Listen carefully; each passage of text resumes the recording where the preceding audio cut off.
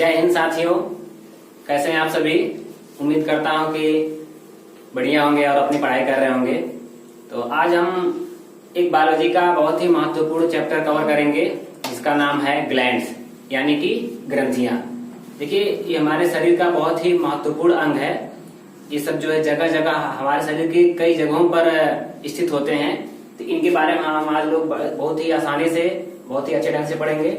देखिए, जैसा कि आप लोग सभी जानते हैं कि 1 अप्रैल से यूपीएसआई के फॉर्म भरे जा रहे हैं। तो सभी लोग सावधानी पूर्वक फॉर्म भरिए और अपनी तैयारी में लग जाइए। तो आज हम लोग कवर करेंगे, देखिए ध्यान से, ग्लैंड्स। इसको हम ग्रंथि या सामान्य रूप में थैला कह सकते हैं। अब थैला क्या है? थैला है तो उसमें कुछ रहता ही है। इस बेस पर हमने जो है इसको 3 पार्ट में डिवाइड किया है। बहिस्रावी ग्रंथियां यानी एक्सोक्राइन ग्लैंड्स। बहिस्रावी ग्रंथियां, देखिए इसकी खासियत क्या है? इसमें एंजाइम का स्राव होता है। इसमें डक्ट या नली पाई जाती है। डक्ट मतलब होता है नली। अगर इसमें नली नहीं पाई जाती तो जैसे पसीना बाहर निकलता है हमारे शरीर से, पसीना बाहर निकलता है तो इसके साथ साथ ब्लड भी आ जाता है। लेकिन उसकी एक अलग से नली होती है जिसके माध्यम से सिर्फ पसीना ही बाहर निकलता है और ब्लड यानी रक्त से इसका संपर्क नहीं होता है। हमने आप लोगों को पहले बताया है कि जब पाचन होता है, पाचन क्रिया होती है तो मुख से शुरू होती है। मुख में 3 जोड़ी ग्रंथियां पाई जाती हैं लार की। अब बताइए, उस लार जब निकलता है तो पानी नुमा तरल पदार्थ निकलता है, क्या उसमें ब्लड आता है? नहीं आता है। इसका मतलब कि जो ग्रंथि है उसमें डक्ट है, नली है, इसीलिए उसमें ब्लड नहीं आ रहा है। ठीक है। लेकिन जो दूसरा है यानी एंडोक्राइन ग्लैंड यानी इसको बोलते हैं अंतःस्रावी ग्रंथियां, इसमें एंजाइम्स नहीं बल्कि हार्मोन का रिसाव होता है और इसमें डक्ट या नली का अभाव होता है। इससे क्या होता है कि जब जैसे ही वो रिसाव करेगा हार्मोन्स का, वो सीधे ब्लड के वेसल यानी जैसे वेन्स हैं, शिराएं, धमनियां, उसमें मिल जाएगी। उसी के माध्यम से पूरे शरीर में संचरण होगा। इसका लिखा है ना, ब्लड से यानी रक्त से संपर्क हो जाता है। इसका मतलब अगर इसमें नली होती तो ये भी शरीर से बाहर निकलते, उसमें ब्लड से मिलता नहीं, लेकिन इसमें ब्लड से संपर्क हो जाता है। तीसरा है मिक्स्ड ग्लैंड्स यानी ऐसी कुछ ग्रंथियां हमारे शरीर में उपस्थित होती हैं जो एंजाइम और हार्मोन्स दोनों बनाती हैं। तो इस तरह से हमने देखा कि शुरू में हम इसको 3 भाग में डिवाइड किए, एक्सोक्राइन ग्लैंड्स, एंडोक्राइन ग्लैंड और मिक्स्ड ग्लैंड। हिंदी में देखें तो बहिस्रावी ग्रंथियां, अंतःस्रावी ग्रंथियां और मिश्रित ग्रंथियां। देखिए, नाम से कंफ्यूजन नहीं होना है कि बहिस्रावी ग्रंथियां इसका मतलब शरीर के बाहर होगा, नहीं, शरीर के अंदर मौजूद होती हैं, लेकिन वो जो एंजाइम का स्राव यानी रिसाव करती हैं वो शरीर के बाहर तक पहुंचता है। ठीक है, आप लोग इसका एक स्क्रीनशॉट ले लीजिए। इसके बाद हम लोग बहिस्रावी ग्रंथियों के बारे में पढ़ेंगे। बहिस्रावी ग्रंथियों के बारे में पढ़ेंगे तो ध्यान से आप लोग देखिएगा इसको। देखिए, पहले जो हमारे कान में पाई जाती है सेरुमेन ग्लैंड्स, इसको बोलते हैं सेरुमेन ग्लैंड्स। आप लोग देखते होंगे हमारे कान में, जब बहुत से लोग ऐसे हैं उनकी आदत ऐसी होती है कान में कुछ डाल के ऐसे निकालते रहते हैं तो मोम नुमा रचना निकलती है, पदार्थ निकलता है। ये जितना आप निकालेंगे उतना बनेगा, इसलिए जो जितना रक्त निकालता है उसको उसके कान में उतना ही बनता है, इसलिए ज्यादा नहीं निकालना चाहिए। और इसका काम क्या है? जैसे कोई रिकॉर्डिंग का कमरा होता है, उसकी दीवारों पर फोम लगाए जाते हैं। इससे क्या होता है, प्रतिध्वनि जो है किसी आवाज की ध्वनि टकराकर रिटर्न नहीं होती है। तो हमारे कानों में जब ये मोम बन जाता है, उससे जो आवाज प्रवेश करती है तो वो प्रतिध्वनि नहीं उत्पन्न करती है, नहीं तो आवाज गूंजती हुई महसूस होती है। ठीक है, हमारे कान में कैनाल में जब प्रवेश करती है ध्वनि, तो इस जो ग्लैंड है ये कहाँ पाई जाती है? कान में पाई जाती है और इसमें ये मोम का निर्माण करती है। दूसरे देखते हैं हम लेक्राइमल ग्लैंड, इसको बोलते हैं लेक्राइमल ग्लैंड। ये हमारी आंखों में ऊपरी भाग पर पाई जाती है। ये आंसू का रिसाव करती है, ये आंसू का रिसाव करती है और पंक्टम में आंसू इकट्ठा हो जाता है। पंक्टम क्या होता है? हमारे नाक के बगल में एक मांसपेशी है, दिख रही होगी आप सभी लोगों को, वो जो उसी को पंक्टम बोलते हैं। जो हमारी आंखों से आंसू निकलते हैं वह उसी में इकट्ठा कर लेता है फिर, लेकिन जो जब ज्यादा हो जाता है तो बाहर निकल जाता है। सोचिए अगर ये इकट्ठा ना करे तो हमारे आंख में जो हमेशा बनता रहता है ये आंसू, ये हमेशा बहते रहता है। हम रोते नहीं फिर भी ये जो है हमेशा रिसा होते रहता है, तो हमेशा पानी गिरते रहता है। तो कभी कभी ऐसा होता है कि कुछ लोग के आंख में वो पंक्टम का सुराख बंद हो जाने की वजह से हमेशा पानी गिरते रहता है, लोग हमेशा कपड़ा लेके पोंछते रहते हैं। या छोटे बच्चे होते हैं जिनका बंद हो जाता है तो उनके आंख से पानी गिरते रहता है, तो डॉक्टर सलाह देते हैं कि उसके आंख पे जो है हाथ साफ करके ऐसे ऐसे रगड़ने के लिए, मालिश करने के लिए बोलते हैं माताओं को। माताएं छोटे बच्चों को मालिश करती हैं तो ऐसे ऐसे रगड़ के मालिश करती हैं, ये पंक्टम का होल जो है बंद ना हो। ठीक है। आंसुओं को नाक में भेजता है। अब देखिए कुछ तो बाहर चला जाता है, अब बहुत ज्यादा लोग रोने लगते हैं तो नाक से भी आंसू आने लगते हैं, नाक से पानी गिरने लगता है। लोग कहते हैं कि कितना ज्यादा रो रहा है। आगे देखते हैं मेबोनियन ग्लैंड्स। देखिए आप लोग सोच रहे हैं कि कुछ हिंदी में कुछ अंग्रेजी में, क्यों? क्योंकि जो चीजें अंग्रेजी में लिखी हैं विज्ञान में, इसको हम उच्चारण लिख के क्या फायदा, हम पढ़ रहे हैं, आप लोग सुन लीजिए। जैसे इसको पढ़ते हैं मेबोनियन ग्लैंड्स,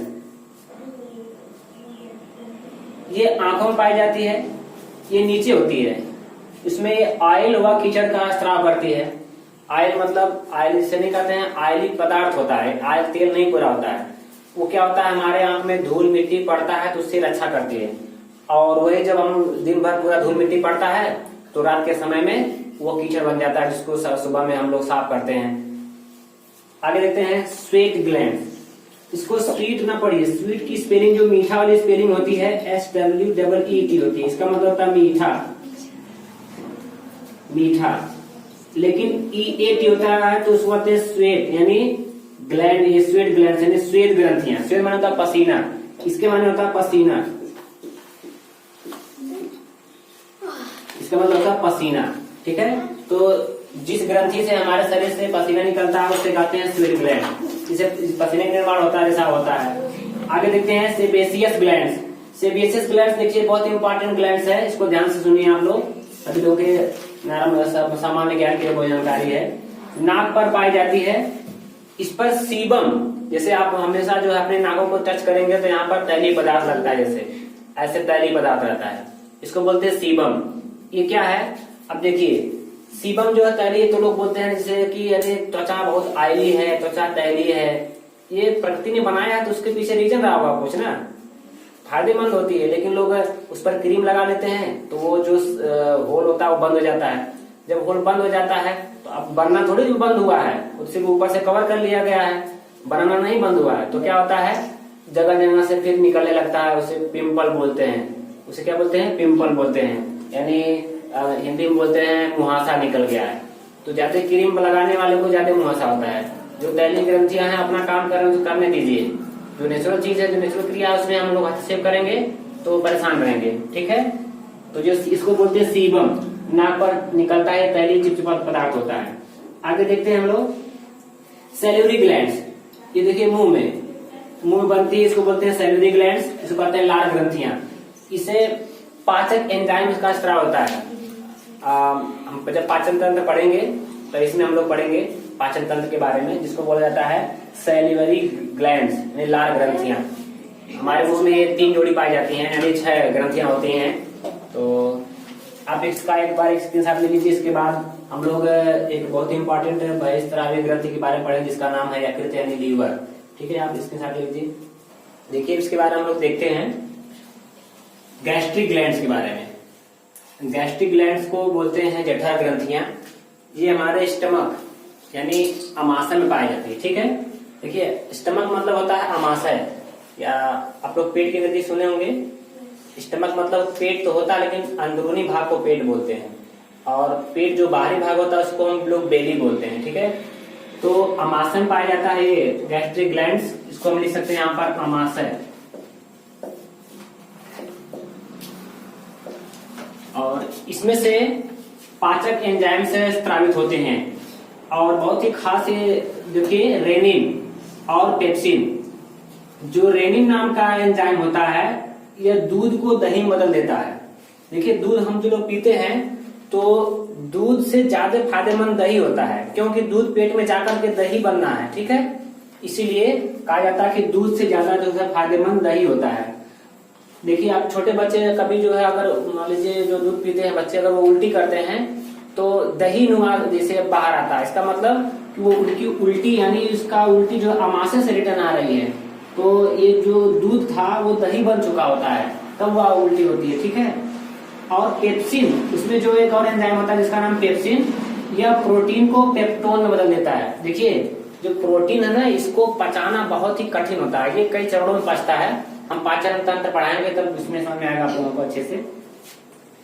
और अगर यही गैस्ट्रिक ग्लैंड विक्षिप्त हो जाती है, जठर ग्रंथियां अगर मतलब डैमेज हो जाती हैं, तो ये एंजाइम्स नहीं निकलते हैं। जब ये एंजाइम्स नहीं निकलते हैं तो गैस्ट्रिक बीमारी होती है। गैस्ट्रिक बीमारी होती है, जैसे डॉक्टर कहता है ये आपको गैस्ट्रिक बीमारी हो गई है, गैस बनता है, भोजन पचता नहीं है, डकार आती है, कच्ची डकार आ रही है, ये गैस्ट्रिक बीमारी की वजह से होती है। ठीक है। अगला देखते हैं हम लोग म्यूकस ग्लैंड्स। म्यूकस क्या होता है? म्यूकस ग्लैंड्स आप लोगों ने महसूस किया होगा, जब हम लोग नाक में ऐसे उंगली डालेंगे तो चिपचिपा पदार्थ लगता है, वो म्यूकस होता है। जैसे जो धूल के कण या छोटे छोटे जीवाणु नाक की बाल से बच करके नाक के तक पहुंचते हैं, यहाँ पर नासा कपाट तक, वहां पर म्यूकस होता है, तो चिपचिपा पदार्थ होता है, उसमें चिपक जाते हैं। और ये म्यूकस जो है इतना ही नहीं, म्यूकस भोजन को चिपचिपा बनाने में भी सहायता करता है, क्योंकि भोजन अगर चिपचिपा नहीं रहेगा तो सड़केगा नहीं। जैसे कुछ भोजन ऐसे खा लेते हैं हम लोग जो चिपचिपा नहीं रहता है, जैसे चावल खा लेते हैं ज्यादा तो सड़कता नहीं, तो पानी से जो है हम लोग को उसको धकेलते हैं। ठीक है। अब इसके बाद हम लोग आखिरी पढ़ा यानी बड़े ग्रंथि के आखिरी चीज को पढ़ेंगे जिसका नाम है लीवर या यकृत। आप इसके साथ ले लीजिए, हम उसको देखिए। अब हम एक बहुत ही महत्वपूर्ण बहिःस्रावी ग्रंथि के बारे में पढ़ेंगे जिसका नाम है लीवर। लीवर को कहते हैं हिंदी में यकृत और उर्दू में कहते हैं जिगर। ठीक है। ये बहिःस्रावी ग्रंथि, ये भी याद रखिएगा, हम लोग अभी वही पढ़ रहे हैं ना। देखिए लीवर बना किसका होता है? हेपेटिक और कुफर कोशिकाओं का बना होता है।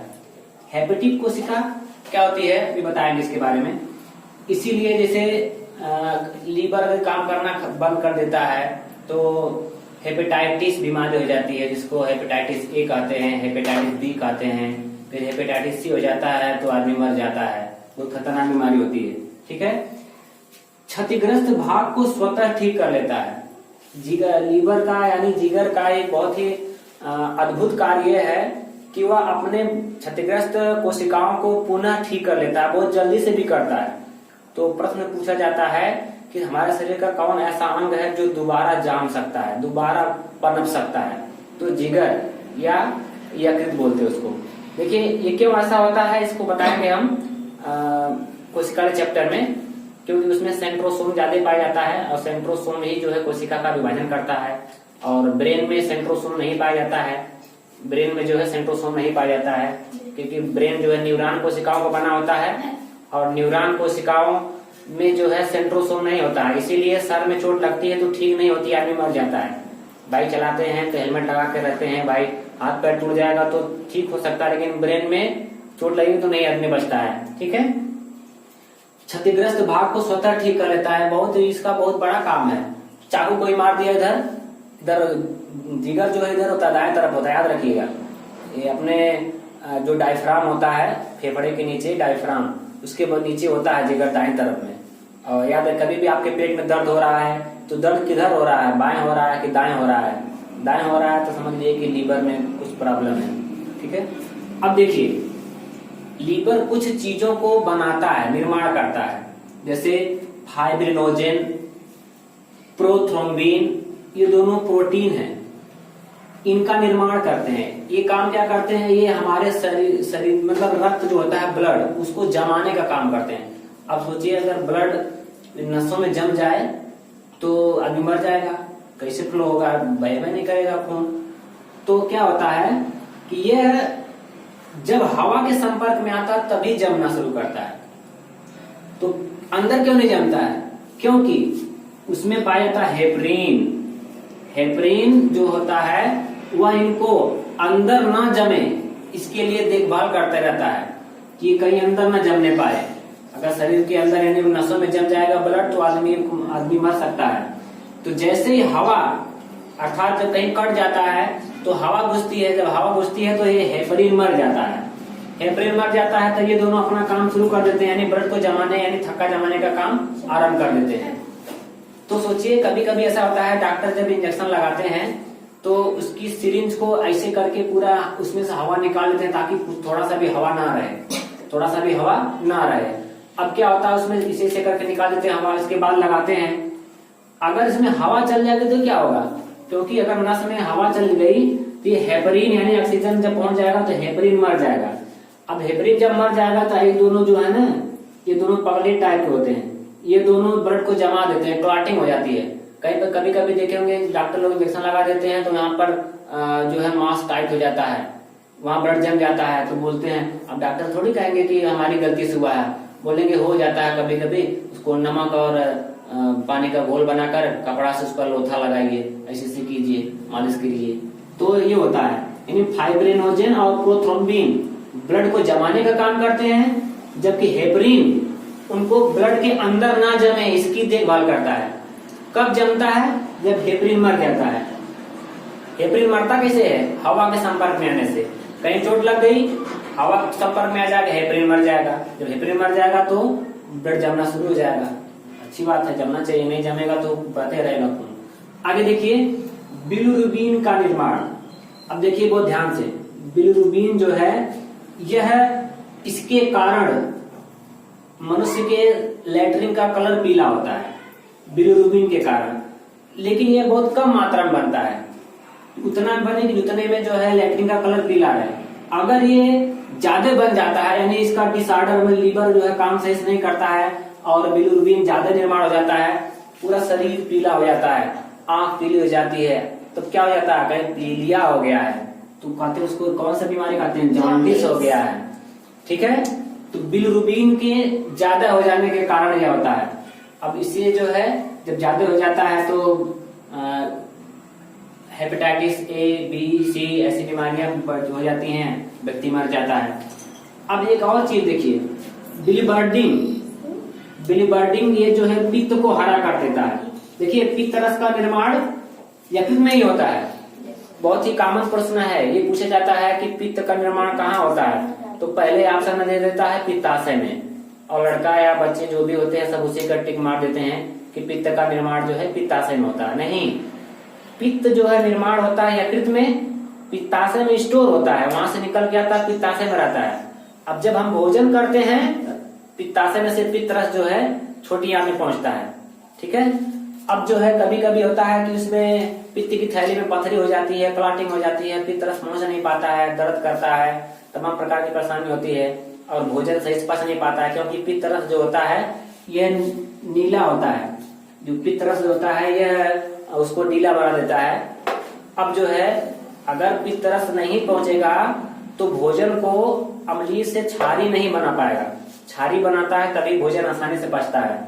ठीक है, देखिए इससे बहुत इंपॉर्टेंट क्वेश्चन आता है कि पित्त का निर्माण कहाँ होता है। याद रखिएगा, पित्त का निर्माण यकृत में होता है। ठीक है, स्टोर कहाँ होता है, वो पित्ताशय में होता है। अब देखिए अमोनिया को यूरिया बदलता है। अब यहाँ से हम लोग पढ़ेंगे ये कुछ चीजों को बदलने का काम करता है। अमोनिया जहरीला पदार्थ होता है, अमोनिया बहुत जहरीला पदार्थ होता है। इसको जो है यकृत यानी लीवर कम जहरीले यानी यूरिया में बदल देता है। हम आप लोगों को पढ़ाएंगे उत्सर्जन तंत्र में कि ये अमोनिया जब यूरिया में बदल जाता है तो 2 से 2.5 घंटे के अंदर में यूरिया शरीर से बाहर चले जाना चाहिए। अगर शरीर से बाहर नहीं जाएगा तो पुनः अमोनिया बदल जाएगा, जिससे लीवर डैमेज हो सकता है। इसीलिए अमोनिया से जो है यूरिया बदलता है, और यूरिया के जो है किडनी में जाकर के जिसको कहते हैं गुर्दा, उसके माध्यम से वो मूत्राशय के माध्यम से बाहर निकल चला जाता है। अब ग्लूकोज को ग्लाइकोजन बदलता है। ग्लाइकोजन जो है एनर्जी का फॉर्म है। शरीर में ग्लूकोज अगर लीवर काम करना बंद कर दे, लीवर इसको बदलवे नहीं करे, ग्लूकोज का ट्रांसफॉर्मेशन करवे नहीं करेगा, तो ग्लूकोज की मात्रा जो है ज्यादा हो जाती है, बढ़ जाती है। ठीक है, अब प्रश्न आता है कभी कभी कि अगर लीवर काम करना बंद कर दे, लीवर नहीं काम कर रहा है, तो हमारे शरीर में किस चीज की मात्रा बढ़ जाएगी। ऑप्शन दे देगा, मान लीजिए फाइब्रिनोजेन, प्रोथ्रोम्बिन, हेपरिन या ग्लूकोज। तो अक्सर लोग यकृत के बारे में पढ़े रहते हैं तो कहते हैं यार यकृत में तो यही सब था, प्रोथ्रोम्बिन, हेपरिन, फाइब्रिन, न्यूजेन, लेकिन ये यकृत उसका निर्माण करता है। अगर ये लीवर काम नहीं करेगा, यकृत काम नहीं करेगा तो ये कैसे बढ़ सकता है? तो बढ़ता क्या है, ग्लूकोज बढ़ जाता है, शरीर में ग्लूकोज की मात्रा ज्यादा हो जाती है, और ग्लूकोज मात्रा ज्यादा हो जाएगी तो उसका हमारा शरीर जो उपयोग नहीं कर पाएगा, क्योंकि ग्लूकोज जब ग्लाइकोजन में बदलता है तभी जो है हमारा शरीर इसका उपयोग करता है। आगे देखिए, कार्बोहाइड्रेट, ये जो है लीवर कार्बोहाइड्रेट को बदलता है वसा में, वसा मतलब फैट, समझ में आई, फैट। उसके बाद ये फैट से जो है कोलेस्ट्रॉल बदलता है, कोलेस्ट्रॉल ज्यादा हो जाता है तो आदमी को हार्ट अटैक हो जाता है। हार्ट अटैक मतलब दिल का दौरा पड़ने का सबसे प्रमुख कारण होता है कोलेस्ट्रॉल। ज्यादा आदमी, मोटा आदमी होता है, इसी को हार्ट अटैक ज्यादा आता है, आप लोगों ने देखा होगा। और ये भी प्रश्न आता है कि सर्वाधिक कोलेस्ट्रॉल कहां पर होता है, लीवर में, ठीक है। देखिए ध्यान से, सबसे जरूरी चीज हम पढ़ने जा रहे हैं यकृत के बारे में, लीवर के बारे में। जहर तथा शराब से यह नष्ट हो जाता है, खास करके ऊपर कोशिकाएं। अब ध्यान से सुनिए हमारी बात को। जब भी हम कोई विषैला पदार्थ, शराब हो गया चाहे जहर हो गया, जो भी चीज हम विषैला पदार्थ खाते हैं, तो ये हमारा जो लीवर है उसमें जो ऊपर कोशिकाएं हैं उसको निगल जाती हैं। जो जहरीला पदार्थ है निगलती तो है लेकिन अपने भी मर जाती हैं, अपने भी मर जाती हैं। परंतु अभी हमने बताया है कि जो लीवर होता है या अपने मरे हुए अंगों को, यानी अपने क्षतिग्रस्त अंगों को बहुत जल्दी ठीक कर देता है। शाम को शराब पिएगा आदमी, उसकी ऊपर कोशिकाएं कुछ डैमेज होंगी लेकिन रात भर में फिर सही कर हो जाएंगे। कभी कभी अगर जो मान लीजिए जहर खा के आदमी मरा है या किसी भी तरह से उसकी मृत्यु हुई है तो उसके लीवर की जांच की जाती है कि उसकी मृत्यु कैसे हुई है। पोस्टमार्टम में व्यक्ति की मृत्यु कैसे हुई है, लीवर की जांच की जाती है, उससे पता चलता है कि व्यक्ति को जहर दिया गया था, कैसे इसकी मृत्यु हुई है। तो जब भी आदमी शराब पीता है, अल्कोहल पीता है, तो ऊपर कोशिकाएं उसको निगलती हैं, लेकिन एक निश्चित मात्रा में लिमिट होता है भाई। अब हमेशा जैसे मान लीजिए एक क्षमता है लीवर की नए कोशिकाओं का बनाने की। अब जैसे मान लीजिए सुबह में आप शराब पी लिए, दोपहर में शराब पी रहे हैं, शाम में शराब पी रहे हैं, ऊपर कोशिकाएं बढ़ती जा रही हैं, बन रही हैं बहुत कम, धीरे धीरे जो है लीवर काम करना बंद कर देता है। अक्सर प्रश्न पूछा जाता है कि शराब पीने से शरीर का कौन सा अंग जो है ज्यादा प्रभावित होता है, तो लोग सीधा सीधा मारते हैं किडनी। देखिए, लेकिन किडनी नहीं खराब होती, पहले लीवर खराब होता है। पहले लीवर डैमेज होगा क्योंकि ऊपर कोशिकाएं नष्ट हो जाएंगी। जब ऊपर कोशिकाएं नष्ट हो जाएंगी तो लीवर भी कितना बनाएगा ऊपर कोशिकाओं को, वो भी खराब हो जाएगा धीरे धीरे। जब वो खराब हो जाएगा तो एक बहुत ही इंपॉर्टेंट काम नहीं कर पाता, वो अमोनिया को यूरिया में नहीं बदल पाता, यानी डायरेक्ट अमोनिया चली जाती है किडनी में, तब किडनी खराब हो जाती है। अमोनिया अगर पहुंच जाती है किडनी में तब किडनी खराब हो जाती है। इसीलिए बहुत ही बढ़िया समझिए आप इस बात को। अब देखिए, एक इसका बहुत ही और इम्पोर्टेंट चीज है, भ्रूण अवस्था में ब्लड का निर्माण यकृत के मेसोडर्म में होता है। हम लोगों को प्रश्न क्या मिलेगा, इतना गहराई से नहीं मिलेगा प्रश्न, क्योंकि इतने गहराई से सीजल वगैरह पूछा जाता है। हम लोगों को सिर्फ यही प्रश्न मिल सकता है कि भ्रूण अवस्था में आरबीसी यानी ब्लड का निर्माण कहाँ होता है। एक्चुअली हम लोग सभी जानते हैं कि जैसे हमारा जन्म हो जाता है, भ्रूण का जन्म हो जाता है, उनकी अस्थिमज्जा में उसका निर्माण होता है, हड्डी के अंदर ब्लड का निर्माण होता है, आरबीसी का निर्माण होता है। लेकिन जब भ्रूण अवस्था रहती है तो उसमें हड्डी नहीं रहती है, हड्डी नहीं रहती, इसीलिए उस समय आरबीसी का निर्माण कहाँ होता है, लीवर में, कह सकते हैं लीवर में, और लीवर के भी मेसोडर्म में। ठीक है, तो इस प्रकार जो है हम लोग ग्लैंड्स पार्ट्स का एक वीडियो कंप्लीट कर दिए हैं। अब मतलब बहिस्त्रावी ग्रंथियां हमने पढ़ ली है। अब हम लोग नेक्स्ट वीडियो में अंतःस्रावी ग्रंथियों को और मिक्स्ड ग्रंथियों को एक साथ पढ़ेंगे। और मुझे उम्मीद है कि आप लोगों को ये वीडियो अच्छा लगा होगा, समझ में आया होगा, और इसको 2-3 बार रिवाइज कीजिए। आपको ग्लैंड से कोई भी प्रश्न छूटेगा नहीं, आप उसको आसानी से कर सकते हैं। और हाँ, वीडियो अगर अच्छा लगे तो उसको शेयर कीजिए, और कोई सुझाव है तो आप कमेंट में हमें बता सकते हैं। जय हिंद, धन्यवाद।